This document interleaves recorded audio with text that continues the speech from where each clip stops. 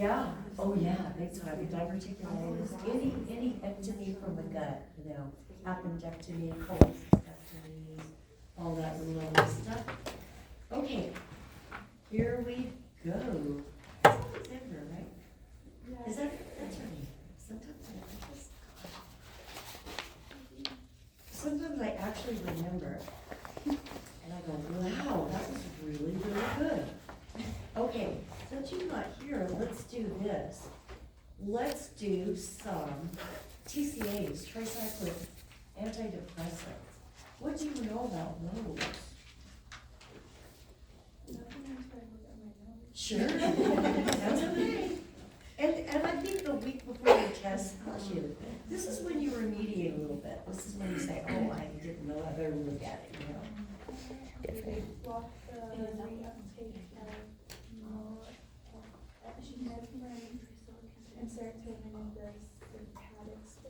The tricyclics? Tricyclic antidepressant. So let's do it this way. So the SSRIs has taken the place of the TCs, the tricyclics. So why is that? It's, oh, go ahead. They don't block the. No. They're dangerous. In what way? If you overdose on TCAs. And they can they die on the way to the hospital? Yes. Like most of them do. 80%. They can get cardiac. Yeah, I knew she knew that. Yes. So it is. Yeah, we're getting things warmed up today. So, yeah, because of the cardiac dysrhythmias now, can we treat them supportively? Can we give them supportive care? Meaning there's no antidote, right? Yeah, of course. We'll try. You know, if they go into arrest and they're in full code, we'll do CPR.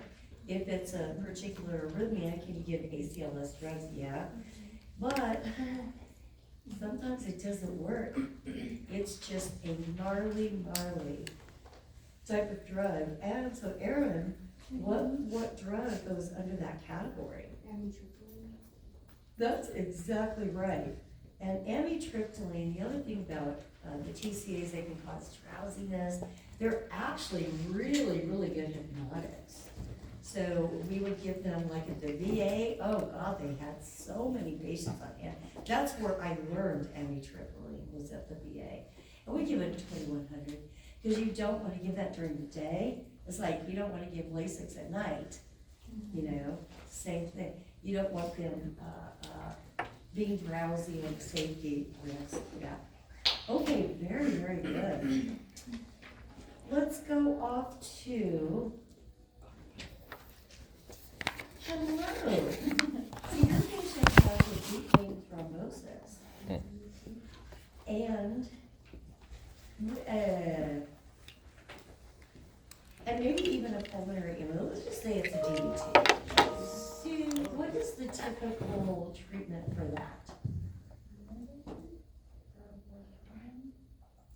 Not really. I mean, that's okay. She said warfarin. Yeah. What do you give while they're hospitalized? In the hospital, it's heparin. It's heparin for sure. Can you give different types of heparin? Yes. Yeah, you can. So you could give it subcutaneously, either regular heparin or an enoxaparin, or you could do a heparin drip. And the heparin drips are usually for really scary, you know, DVTs where you lose a limb or have a PE or something. Yeah, where it's really, really swollen and inflamed, stuff like that. So, how does heparin work? Heparin, it doesn't actually like break up the clot vessel, and it prevents them from getting bigger and prevents more from being created. Yes. We need to, as nurses, understand that it's not thrombolytic.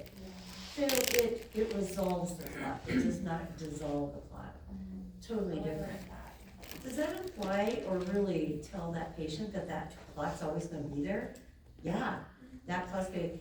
And now that's a really good point to bring up warfarin, because they actually may be on lifelong warfarin.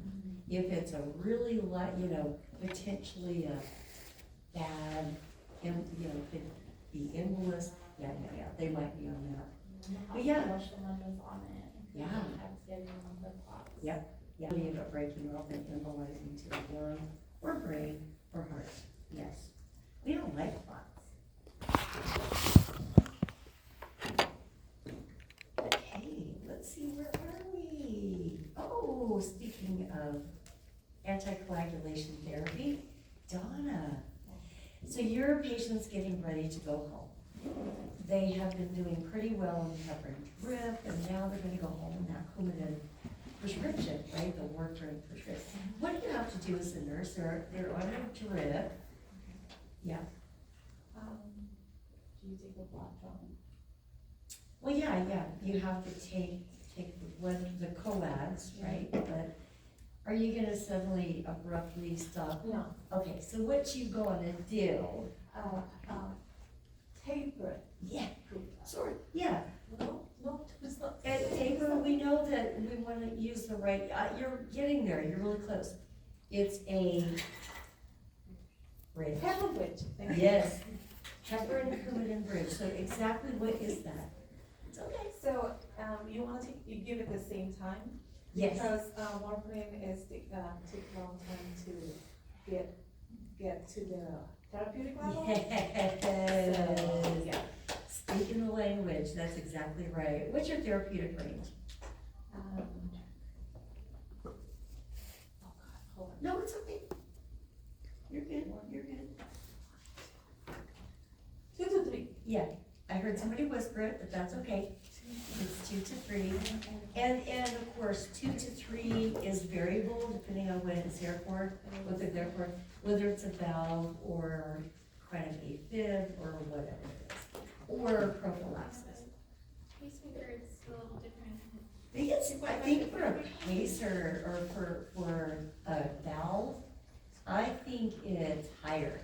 Don't mark my words. But every cardiologist has their own protocol. I think so, yeah, higher end for like valves. Yeah, cause they get really sticky.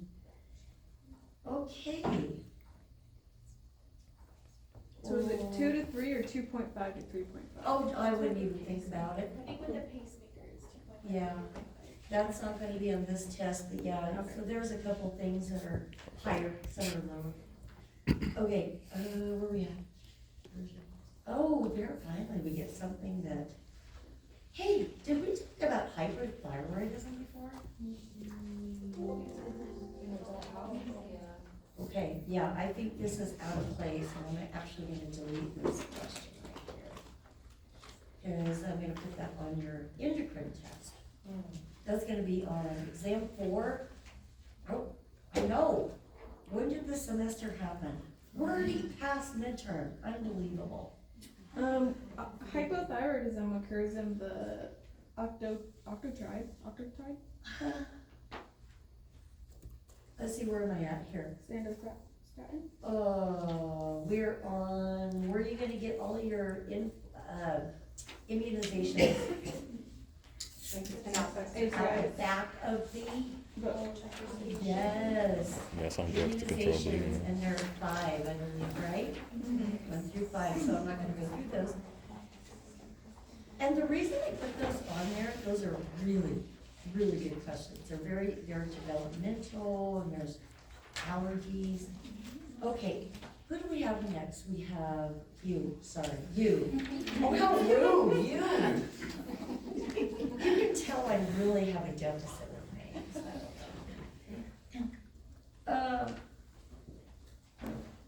Oh, yes, you work up on that general surgical unit. And you are actually, now this could happen 2 ways. A patient can do the preps at home, or you can do the preps in the hospital, the valve preps. But what are you doing, what would be the purposes of giving the valve prep? Yeah, ooh, she's good. Yeah, so it'd be a colonoscopy or before surgery. Those are the prayer. And how does a stool have to look before they will okay them to do their thing? Easy, 1 word. clear. Clear. Yeah. And why do you not want any residual in there? Be able to see, especially you don't want to not be able to see that cancerous lesion in their colon, right? Or if they're doing surgery, the probability goes down, you know, when you, well, first of all, you have to treat them with an anti-infective, but when you're doing gut surgery, can they get peritonitis from that once they do that initial cut? Because if they open, they're probably getting sucking out all the E. coli, but you want to have all that, I'm gonna say it, crap cleared out. Oh, you guys. Yeah, that was a good one. You do want the crap cleared out because of what I'm trying to say is the potential for infection and peritonitis. And you guys know how dangerous peritonitis is, right? You don't want that. So they want to clean them out to clear so they can visualize, do their cut, anastomosis, take all of that gut out and so on and so forth. But my question, and I haven't even asked you a question. It's all theory. So what is a good bowel prep for your patient? Yeah, go lightly. And you usually start that the night before. So you have to get a bedside commode.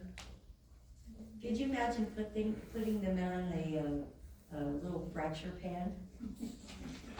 You would be busy with that, yeah, they'd be, because they're gonna be stooling very aggressively, so you want to, now, are you going to help them up to the toilet, to the bedside? Now, why do you have to tell them, you call me when you're ready? Why? They could just be sitting there. Huh? They could just be sitting there. Or pick the fuck out. They're dumping a lot of fluid, aren't they? Yeah, could their blood pressure drop as they're dizzy, symptomatic? Make sure you make a contract with them. Say, do not get out of bed by yourself. I need to help you. Even if it's a pain, you have to, or your patient's gonna be on the floor. Yeah, so go lightly, and that's gonna be over the course of a couple of hours. God. So what do you do if you're a patient? What's a typical order if they can't drink it? They start throwing up. NG2, done, end of story. It's horrible, but you have to drop that too. They have to do their stuff. They have to do that. They have colon cancer. They've got to do surgery now, right now. Is there another good prep? So Josephine, is there another good bowel prep? Works pretty quickly? Besides go lightly, Yeah. Miralax, but that's like low dose. Well- If they're not, that's not prep for surgery though, right? So polyethylene glycol in general Yeah. can be that continuum, either a Both of those, laxative okay. all the way to the go lightly, Um, which is the prep. But there's something else that's in the little green bottle, looks actually quite appetizing. Oh, that's the shit you were talking about. That's nitrate, yeah. Dynamite. Well, I have it for It's bowel obstructions, yeah. For some reason, citrate to me sounds like dynamite. I don't know where I get those crossed in my head. Citrate is dynamite. I don't know, to me, that's how I would learn it. Anyway, so magnesium citrate, usually that's accompanied with other things in a prep kit. That's the old school stuff. But when you need a quick blowout, mag citrate will do it. And sometimes they'll have them blow out, but not be too clear. Does that make sense? Like go lightly? Just enough. Just a quick, just enough to get in there and do what they have to do.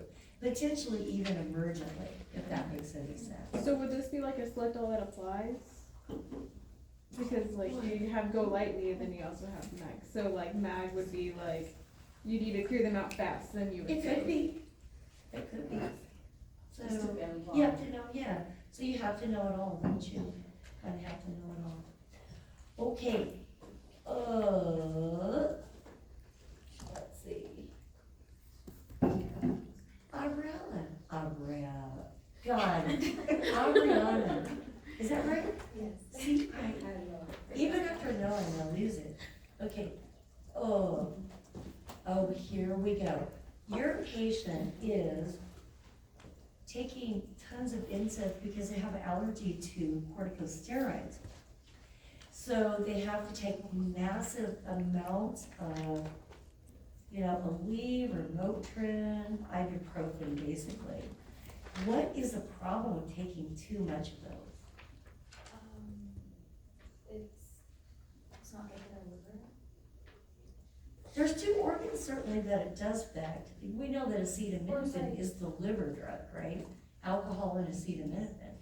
But in this case, what are your two organs? Huh? Kidneys. Kidneys, yeah, no, that's okay. Nephrotoxicity, and what about this? GI bleeds? I think that's probably statistically the highest cause of GI bleeds, besides alcohol. Yeah. Okay, what drug, what prescription can they take, or they're usually prescribed along with taking those NSAIDs to protect their stomach? Misoprostol, yes. And what does misoprostol do? It decreases the acidity. Yeah, there is a component that it does decrease acidity, but more importantly, what does it do? It's like that prostaglandin that we have naturally occurring. That's the one that coats your. Yeah, well, it does add to the coating effect, but it makes sure your cells create more what? Mucus, it increases that mucosal layer. And that's why we have that protective mucosal layer. Because we know that hydrochloric acid, you can't live without that mucosal layer. You would not have a stomach. Hydrochloric acid would be burning holes left and right, and you would die from peritonitis. Yeah, definitely. So misoprostol, very good. Prostaglandin, that creates that good protective mucosal layer while they're taking NSAIDs. Very nice. Oh, Elizabeth, very nice. Okay, here we go. You work on a medical unit. Your patient is admitted with the upper GI bleed related to PUD, peptic ulcer disease. Oh boy, that was common back in the 80s and 90s. Back when they used to do a bunch of cocaine and everything. It's true, because they have the accompanying stress ulcers in their gut. It was outrageous how many GI bleeds we had related to that. Cocaine and stress and business and making money was a big deal back then. Okay, so this patient has PUD for what reasons? They have, lesions in their stomach. I mean, that's the pathology, right? So what could be a cause of peptic ulcer disease other than stress and bad food? Taking, Or NSAIDs, sure. But there's one other thing that they discovered finally. H. pylori. Lori, did Marie tell you? She did. I saw her whisper. Oh, I don't even have to hear it. I can see it. So yeah, H. pylori infection, they discovered that because they knew that they were not really taking care of the issue, right? They were band-aiding everything for years. So how are you going to treat that infection? First with antibiotics. Yeah, very good. So you're gonna do antibiotics, you're gonna maybe do some PPIs, maybe some antacids, maybe, yeah. So it's a combination. So make sure in your answer, let's see this semester if we can get that 100% right. I'm waiting. Yeah. Because there's usually like, I don't know, 2, 3, or 4 that still get that wrong. You guys are smart, you can get this. Okay. Okay, Noreen, are you ready? Pantoprazole. What exactly is pantoprazole? It's a proton pump inhibitor. And what environment, on right whenever, what? Can any remember the internal environment of the stomach? What do we call that? Or hypria, right? And what do we use? What are we treating with this? A lot of things, right? Trying to get them all to the right. GERD, PUD, anything hyperacidic? How about if it's stress? What about when they're in the hospital? At heart, that's what we gave all the time. Okay, very good. All right. So, yeah, so those, any of those can be on your test. Oh, Sarah, what are your two big vesicant drugs that we talked about? Phenytoin and promethazine. Yeah, promethazine, and what is promethazine?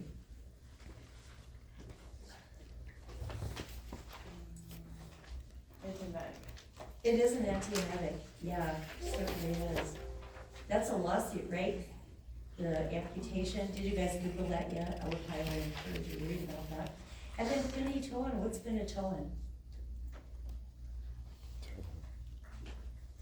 We give that PO, IV push, Seizures. yeah, seizures, right? Lots of weird side effects. Can they become toxic on phenytoin? They can become, so dilanthin levels pretty much. And then the other thing too is the vesicant, really severe vesicant. How do you know that they're, say like a patient is aphasic, how do you know that it's a vesicant? What are some of the findings when you give that IV push med? Do you get a streak? Red, thrombophlebitis, maybe even? Yeah, that and it burns, so the patient usually tells you, you know, like when you get potassium, Demerol, the hot drugs, the vesicant drugs. Yes, ma'am? Do you know, so in the ED this weekend, I gave, What'd you get to give? yes, I gave a med, and I can't, right now it left my brain. He had, COPD. Yeah. He just came in, he was having exacerbation, so we gave him, what's the, Corticosteroid. yeah, what's it called? Salmeterol-methylprednisolone. Yeah, it was prednisone. Yeah. And the nurse said, make sure you give it slow, because if you give it too fast, it makes their crotch burn. Do you know why it does that? I have no idea. too. Yeah, she said it makes their crotch burn, so don't give it fast. I've actually never heard that. Yeah. Thank you for sharing that. Yeah, so I was like. I love I was that. like, I'm gonna ask my I'm never gonna forget that now. She said it makes their crotch burn. If you give it too fast. Yeah. And his did? No, I gave it slow. You gave it No, slow. I said, "Oh, Do it, do it. I'm burning crotch out." Oh, I can't tell you why. I'd really have to Yeah. look into I that. thought 'cause maybe I've you might never know heard that one. That's cool, thank you for sharing. That's a fun stuff. Yeah, if you give it too fast, your crotch is gonna burn. Okay, good to know. Okay, so Michaela, or no, am I going backwards? Okay, yes. Let's ask you a question about, it's on the laxative. So what is a drug that's very, very popular that we are giving for severe, constipation? Relax. And it's in a white package, used to be in a purple pack, and you mix it with juice or water. And it's polyethylene glycol, would y'all agree? And what's the trade name in that one? Miralax. Yeah. Miracle laxative, and I'm telling you, I remember when they implemented this at Presbyterian, it has not gone away, and it's still really popular. I remember when they brought about Go Lightly as well. So that's that continuum we were speaking of before. You know, you could do like, constipation all the way to full out blowout, you know, for bowel prep. Yep, good stuff, really good stuff. What I like about Go Lightly is they replenish your electrolytes. Oh, let's see what this is here. Okay.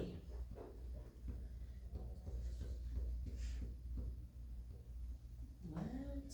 Oh, no, we did talk about this, okay. I think you answered that actually before.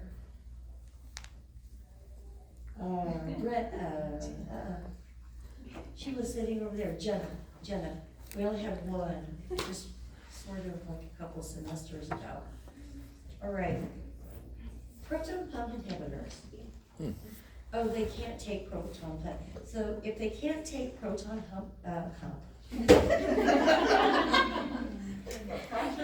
You know, it's one of those days. It is really, really one of those It days. is a Monday. It is a Monday, yeah, Tuesday and a Monday. They cannot take proton pump inhibitors, so they have to take H2 antagonist. Is there a particular thing that you have to be aware of when you give, like, famotidine IV push? Speaking of giving slowly, right? Yeah, hypotension. She's right. Ooh, good memory. Hypotension with famotidine IV push. Remember that, because that's still a very board-worthy question. Good job. So we're talking between 2 and 5 minutes, literally. I remember when the hypotension started to occur, you know, with that drug, we literally had to stay at the bedside for like 5. Do you realize in acute care how long 5 minutes is?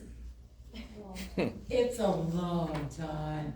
And I think it's good to get to know your patient at that point.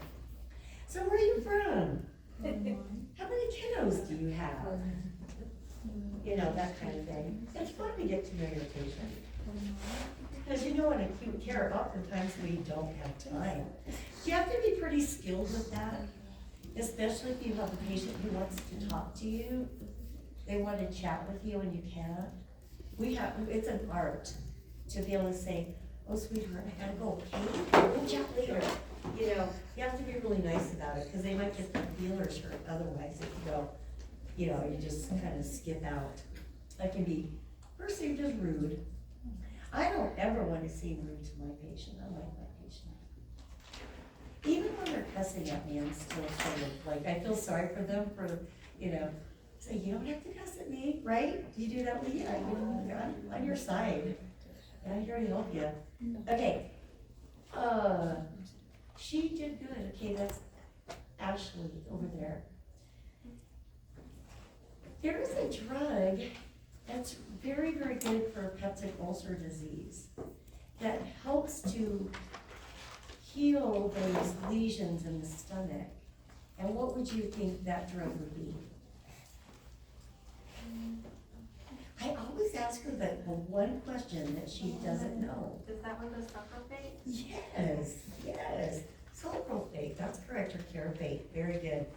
It's very viscous, it seeds itself in those lesions, and it protects them in the stomach. Now, you know that, let's see, how many have I deleted? There might be, I did delete the Imitron, right, for pregnant women? I don't even know if we still give that, but at least you know what it is, look out for it, but not with this test, right? Because I know that they give Zofran very, very safely. Okay.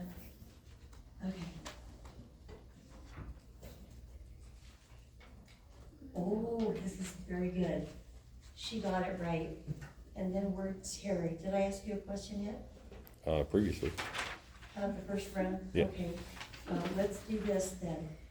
Antiemetics like promethazine, colchicine, they can, and others, they can be kind of dangerous. Not only like is the promethazine a vesicant, but what other side effect are you concerned about, especially like when you give an IV push with your, especially elderly patient? And if you worked in the field for any length of time, you'll know, especially post-surgically. Drowsiness, is it? Huh? Drowsiness? Drowsiness is the thing, you guys, sedation. Do we have an antidote for these things? We do not have an antidote. So what do you do? And an elderly person, do you give them the full 25 of Phenergan? That's the dumbest thing ever. Because not only, okay, they're gonna be forked out. I worry about that. Even with a 12 and a half, I usually give 6.25. I give half of the 12. I've just learned over the years that you don't give even that 12 and a half. Because they're gonna be, they don't take IV push Phenergan at home, do they? No, they don't.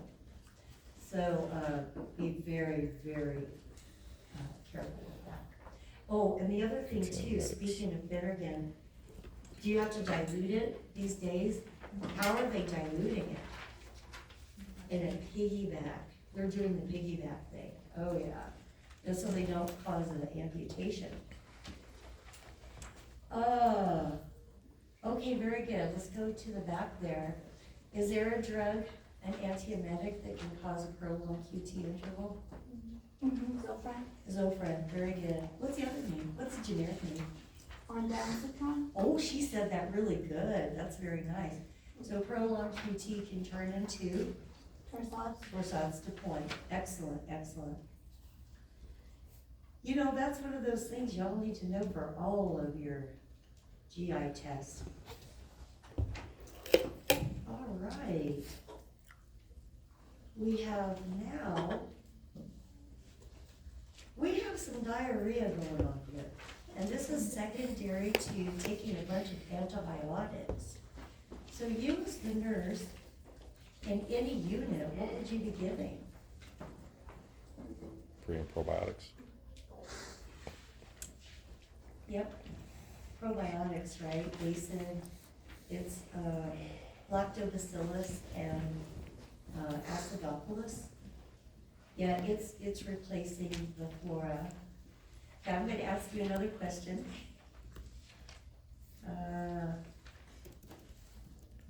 We've already talked about, ondansetron, right? Oh, this is a drug, MOA-wise, that affects the substance P in the brain. And do you remember what substance P is?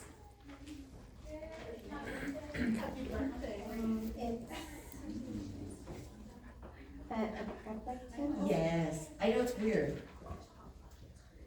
And so, yeah, so I want you guys to know the mechanism of action. And the reason I chose this particular MOA, or MOA for this drug, is so you'll have that concept of how the emetic response happens in the brain. You have your trigger zone, chemo trigger zones, you have your emetic center, which is in the medulla. So there's actually a bunch of different triggers stimulate those areas in the brain that cause that. And can you see how that's a survival thing?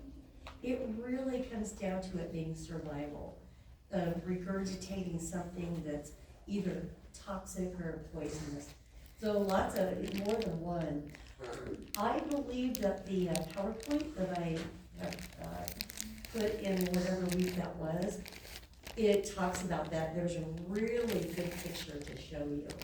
Yeah, so aprepitant. So what does it work on in the brain? Yeah, substance P. Because substance P, what that does is it makes you feel things more acutely, whether it's nausea or pain. Those are two of the big things. That's a different action for it. Oh, the other thing too is neurokinin. It decreases or blocks neurokinin as well. All right, we're doing good here. And apparently they use this aprepitant or fosaprepitant for chemo-induced nausea. And of course, we know that ondansetron is the most popular one for that. All right. Next what do we have? Oh, I have so much fun with this. He's got that with me. Okay, we've got patient, you work on oncology, and this patient has recently received some chemotherapy. So what do you think their labs are going to look like?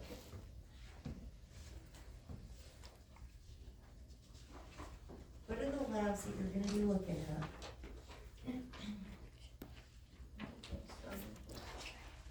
I don't know this one.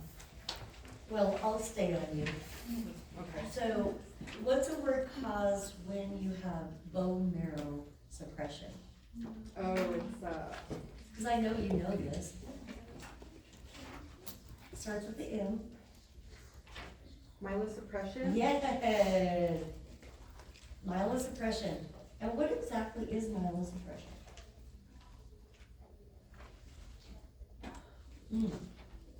Like leukemia, like That's kind of like a it can- increase. leukemia can cause myelosuppression. But what are the three components that are decreased from the bone marrow? Red blood cell stimulation. Like white blood cells, White, Red. reds, reds, and your platelets. platelets, done. And a story, very good. Do we have to regenerate those? Yeah. We do. And what are you gonna get, as a nurse, you're at the bedside, what are you gonna be giving your patient to regenerate those? Plasma. Is it plasma? Unless they're septic, we might get plasma if they're tanking on their blood pressure. Okay, I'll move on, because I'm putting a little bit too much pressure. Lining. So what are those collectively called? Called, Stimulators. I'm sorry, I don't even know either. okay, Colony stimulator. that's a girl, so what are they? It's gonna be, I cannot pronounce. I know they're I'm hard. gonna try my best. Prothicin? Oh, Oprah? Oprah Oprah. Belkin, yep. Erythropoietin. Erythropoietin. Erythropoietin. No, you're doing great. And then Filgastrum. Oh, yay, good. Said it better than me. Okay, which ones are which? Like the co-eaten is Yep. the filgastrin is for stimulate white blood cells, Yes, and oprobectin is for platelets. yes. And of course, the erythropoietin or the epogen, alpha-poietin is, yes, good job.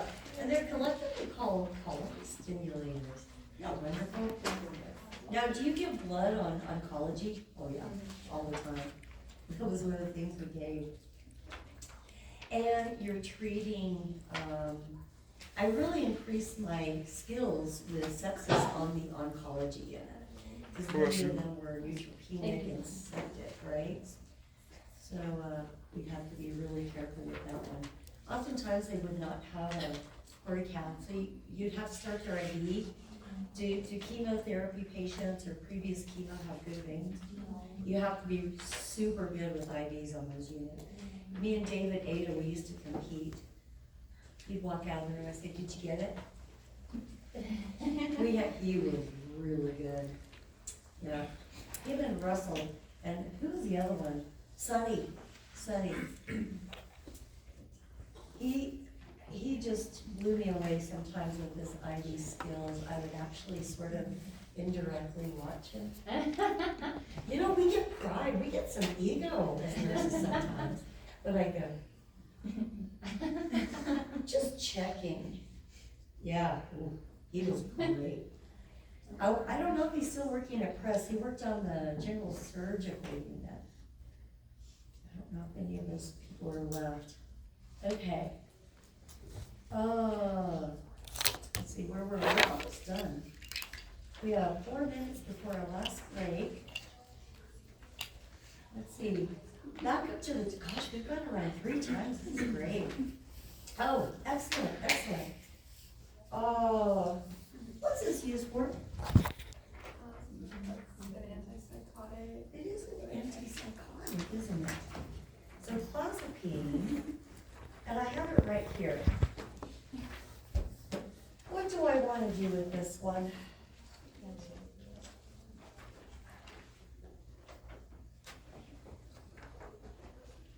You mean route? No, because that's PO. That is PO. Okay, I think a good one would be, because I have a couple things here in red. That's exactly right, and granulocytosis, which is definitely gonna be also with the carbamazepine. But why don't y'all write these down? I think this would be a great select all that apply. I think this will be great. So write these down. Type 2 diabetes. So you have to watch the sugar on this. They can also experience weight gain. Do I really give a crap about hypercholesterolemia? No, it doesn't sound like it. I mean, you're talking to an acute care nurse. I mean, is that gonna kill them today? So it is on there, but I'm not gonna put it on your test, okay? Okay. But the last thing that I will put on your test is the agranulocytosis. And I'll tell you why that's dangerous. Because it sort of goes along the lines of what we were just talking about with myelosuppression. And remember, myelosuppression and aplastic anemia are kind of the same thing. So aplastic anemia, low whites, low reds, and low platelets, which could be under the larger, broader category of agranulocytosis. So why don't we make this our answers? Type 2 diabetes, which is significant because it's blood sugar, right? Weight gain, yeah, I'll keep that on there. And then agranulocytosis. I just have to remember to write that. Not only do I want you to recognize this as being an antipsychotic, I think the side effects are more relevant, don't you guys? Because I know that the CMS does a lot of side effects. I'm just trying to prepare you guys for the test. I'm trying to increase the rigor here. We're almost done with the review. And then, of course, we'll go through all of these, and I've got to make sure to take a picture. Okay, up here, do we have tardive dyskinesia? Why would your patient get tardive dyskinesia besides taking antipsychotics?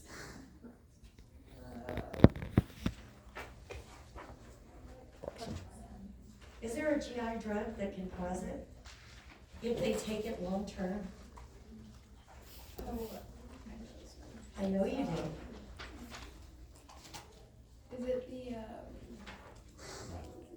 It's a good drug. Oh. is it the Miralax? No, it starts with an M. You're close. I don't, They're nipping at the bridle here. Mento, metoclopramide, right, which is Revlimid. Is it a prokinetic? So, drug, yes. So what it does is it increases the motility of the gut. You know, how does it alleviate nausea? It's not a typical antiemetic. It's not an emetic drug like here, brain. It's in the gut. So what's the deal with, how does it work? Gastric emptying, you'll see that in your literature. It causes an increase in motility and it empties the gut downward, which then will take the stimulation off the emetic center. That makes sense? Because if you're building up stuff in your gut, like post-surgically, because the opioids are slowing things down, a beautiful prokinetic is fantastic, because you don't get the drowsiness, but you get the anti-nausea effects. Oh, I would always request Red. They actually put that on the Profa, Orthodox started putting it on the Profa. I would just call them. Because if elderly people, I don't want to give them Narcan. I don't want them to be not participating in their day. But the only problem with that drug is if they take it long-term, like at home health care or something, they could get tardive dyskinesia, which can be permanent. Is it break time? Yes. Oh gosh, you guys were so tired today.